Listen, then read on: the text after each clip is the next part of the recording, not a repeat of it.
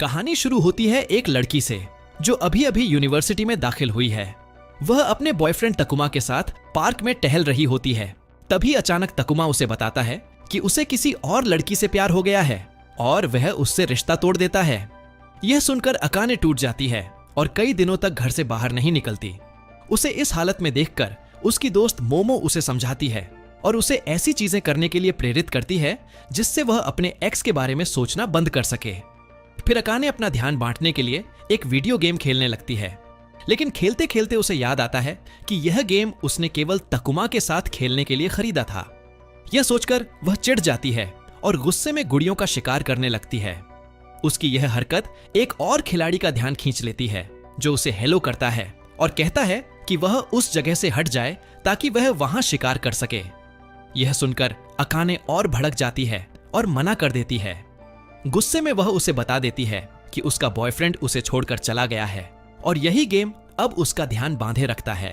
लेकिन वह लड़का ठंडेपन से जवाब देता है कि उसे उसकी कहानी में कोई दिलचस्पी नहीं है और वह वहां से चला जाता है। फिर अकाने को गेम में एक संदेश मिलता है जिसमें सभी खिलाड़ियों की बैठक की घोषणा होती है। उसे शक होता है कि तकुमा अपनी नई गर्लफ्रेंड के साथ जरूर आएगा, इसलिए वह नए कपड़े खरीदती है, मेकअप करती है और बेहद खूबसूरत लगते हुए मीटिंग में पहुंचती है, इस इरादे से कि तकुमा अपने फैसले पर पछताए। लेकिन मीटिंग एक अंधेरे कमरे में होती है जहां अकाने मुश्किल से तकुमा को एक लड़की के साथ देख पाती है। वह उन्हें पकड़ने के लिए जल्दी से आगे बढ़ती है, लेकिन फिसलकर गिर जाती है और उसकी हील टूट जाती है। शर्म से डूबी हुई वह उठने की कोशिश करती है, तभी एक लड़का उसकी हील उठाकर उसे देता है। भावुक होकर वह उसका शुक्रिया करती है। वह लड़का पूछता है कि क्या तुम ठीक हो? अकाने हाँ कहती है, लेकिन साथ ही बताती है कि कमरे में बहुत अंधेरा था और फर्श फिसलन भरा था, इसलिए वह गिर गई। वह कहती है कि वह इन दिनों में बहुत उलझी हुई हूं। तभी वो महसूस करती है कि वह बहुत बोल गई है और माफी मांगती है, यह सोचकर कि शायद वह लड़का उसकी बातों में रुचि नहीं रखता। लड़का ईमानदारी से जवाब देता है कि सच में उसे कोई दिलचस्पी नहीं है और वह वहां से चला जाता है। यह सुनते ही अकाने को गेम वाला लड़का याद आता है और वह पूछ बैठती है कि क्या उसका नाम कॉल है। वह लड़का हैरान होकर पूछता है कि वह कौन है। तभी अचानक तकुमा वहां आ जाता है और कॉल को देखकर चौंक जाता है, क्योंकि कॉल एक मशहूर प्रोफेशनल वीडियो गेम खिलाड़ी होता है। यह सुनकर अकाने मौके का फायदा उठाती है और अपने एक्स को जलाने के लिए कह देती है कि कॉल उसका बॉयफ्रेंड है। कॉल इसे तुरंत नकार देता है, लेकिन तकुमा उस पर विश्वास नहीं करता। तभी अकाने कॉल को वीडियो गेम का कीमती टिकट थमा देती है और कॉल मजबूरी में उसका बॉयफ्रेंड बनने का नाटक करता है। तकुमा हैरान तो होता है, लेकिन जरा भी जलता नहीं। योजना असफल होने पर अकाने और कॉल एक कैफे जाते हैं, जहां अकाने उसे बताती है कि वे गेम में मिले थे और वह अपने एक्स से कितनी परेशान है। कॉल चुपचाप सुनता रहता है। अकाने उसे ठंडा स्वभाव का कहती है और पूछती है कि क्या वह अपनी गर्लफ्रेंड के साथ भी इतना ही ठंडा होता है। लेकिन कॉल बताता है कि उसकी कभी कोई गर्लफ्रेंड रही ही नहीं और उसे प्यार व्यार में दिलचस्पी भी नहीं है। इसके बाद अकाने वॉशरूम जाती है, जहां उसे पता चलता है कि गिरने पर उसके कपड़े गंदे हो गए थे और पैर भी घायल हो गया था। वह इस इवेंट में आने पर पछताने लगती है और उदास हो जाती है और ऊपर से उसे दिखता है कि कॉल भी वहां से जा चुका है। यह देखकर वह और दुखी हो जाती है। वह लगभग रोते हुए बाहर निकलने ही वाली होती है कि तभी कॉल वापस आता है एक थैली लेकर। वह बताता है कि उसने उसका घायल पैर देखा था, इसलिए वह पट्टी खरीदने गया था।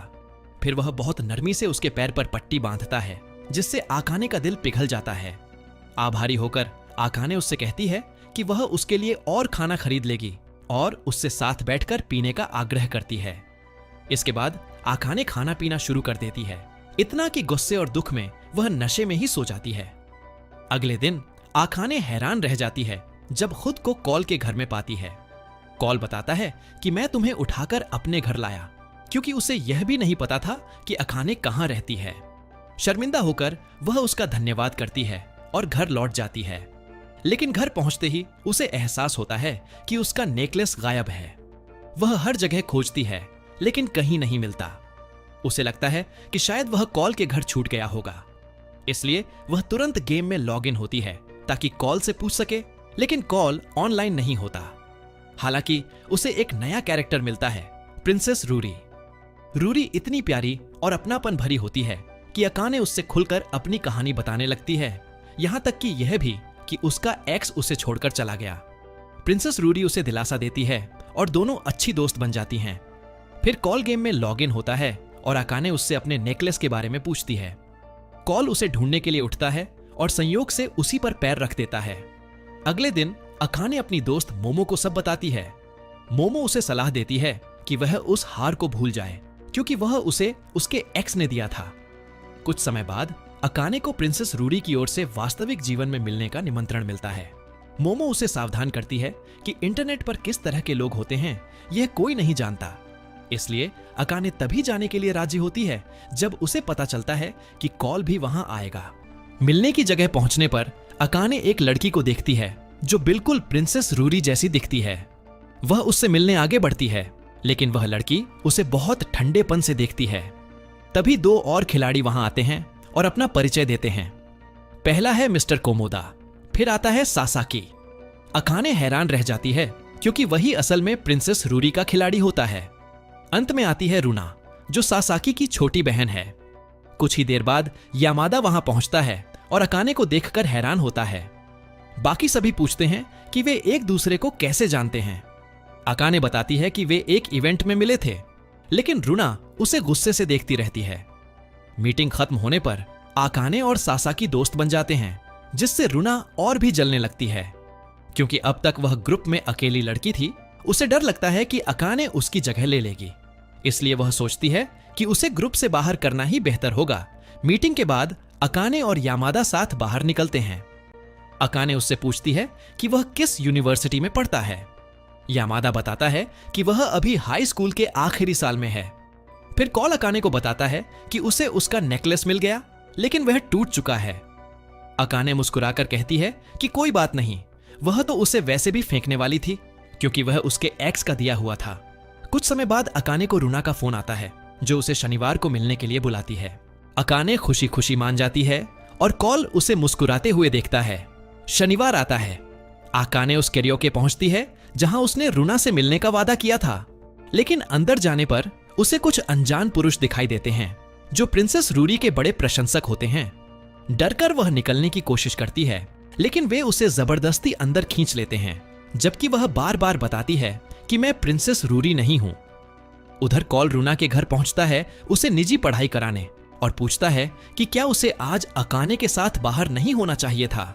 सारी सच्चाई खुल जाती है। रुना मान लेती है कि उसने अपने भाई की आईडी का इस्तेमाल किया था और प्रिंसेस रूरी के प्रशंसकों को कैरियोके बुलाया ताकि वे अकाने से मिल सकें। यह सुनकर यामादा चिंतित हो जाता है और सभी लोग जल्दी से अकाने को ढूंढने के लिए निकल पड़ते हैं। सासाकी अपने बहन को भी जबरदस्ती साथ ले जाता है। इधर अकाने किसी तरह कमरे से भाग निकलती है, लेकिन वे पुरुष उसका पीछा करने लगते हैं और सीढ़ियां उतरते समय गिर जाते हैं। तभी सासाकी और बाकी लोग वहां पहुंचते हैं।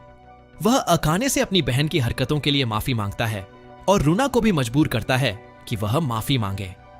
रुना अकाने से अकेले में बात करना चाहती है। वह मान लेती है कि उसने यह सब जानबूझकर किया क्योंकि उसे अकाने से नफरत थी और वह उसे ग्रुप से दूर करना चाहती थी। लेकिन अकाने कहती है कि मैं तो तुमसे दोस्ती करने आई थी क्योंकि मुझे यह ग्रुप बहुत पसंद है और वह इसमें शामिल होना चाहती है। यह सुनकर रुना रो पड़ती है और अपनी गलती के लिए माफी मांगती है। अकाने उसे दिलासा देती है और दोनों में सुलह हो जाती है। यह सब कॉल सुन लेता है और अकाने की दयालुता देखकर उसका दिल पिघल जाता है। इसके बाद रुना और अकाने दोस्त बन जाती हैं और रुना उसे गेम में लेवल बढ़ाने में मदद करती है। कुछ ही समय बाद अकाने का लैपटॉप खराब हो जाता है, इसलिए रुना यामादा से मदद मांगती है। जैसे ही यामादा को पता चलता है कि यह अकाने का लैपटॉप है, वह तुरंत उसके घर पहुंच जाता है। उन्हें साथ देखकर मोमो रुना से कहती है कि अकाने और कॉल एक प्यारा जोड़ा लगेंगे। मोमो उससे कहती है कि तुम दोनों को करीब लाने में मदद करो। मोमो के जाते ही रुना सोचती है कि किसी तरह दोनों की टक्कर कराना रोमांटिक होगा, इसलिए वह अकाने को अचानक धक्का देती है और अकाने सीधे कॉल की बाहों में जा गिरती है। चकित होकर अकाने पूछती है कि उसने ऐसा क्यों किया, लेकिन कॉल कहता है कि उसकी आंख में कुछ चला गया। चिंतित होकर अकाने उसके चेहरे के पास आती है और उसकी मदद करने लगती है, जिससे कॉल का दिल तेजी से धड़कने लगता है। इसके बाद कॉल लैपटॉप की मरम्मत पूरी करता है और देखता है कि अकाने ने उसके लिए खाना भी बनाया था। अगले दिन स्कूल में त्योहार होता है जिसमें पूरा ग्रुप हिस्सा लेता है। वह लोग फोटो खींचते हैं और खूब मजा करते हैं।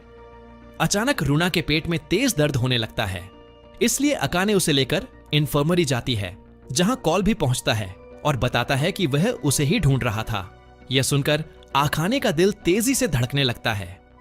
इन्फर्मरी में रूना बताती है कि उसने नाश्ता नहीं किया था क्योंकि वह मेले में ढेर सारा खाना खाने के लिए भूखी रहना चाहती थी। इसलिए यामादा और आकाने उसके लिए खाना लेने बाहर जाते हैं। रास्ते में आकाने नोटिस करती है कि कई लड़कियां उन्हें घूर रही हैं। फिर कुछ लड़कियां उनके पास आकर पूछती हैं कि क्या तुम कॉल की गर्लफ्रेंड है? आकाने मना कर देती है, लेकिन और लड़कियां भी आकर वही सवाल पूछने लगती हैं। तभी कॉल उसका हाथ पकड़ लेता है और दोनों वहां से भागते हुए निकल जाते हैं। कुछ देर बाद सासाकी उनसे मिलता है और कॉल उसे सब बताता है।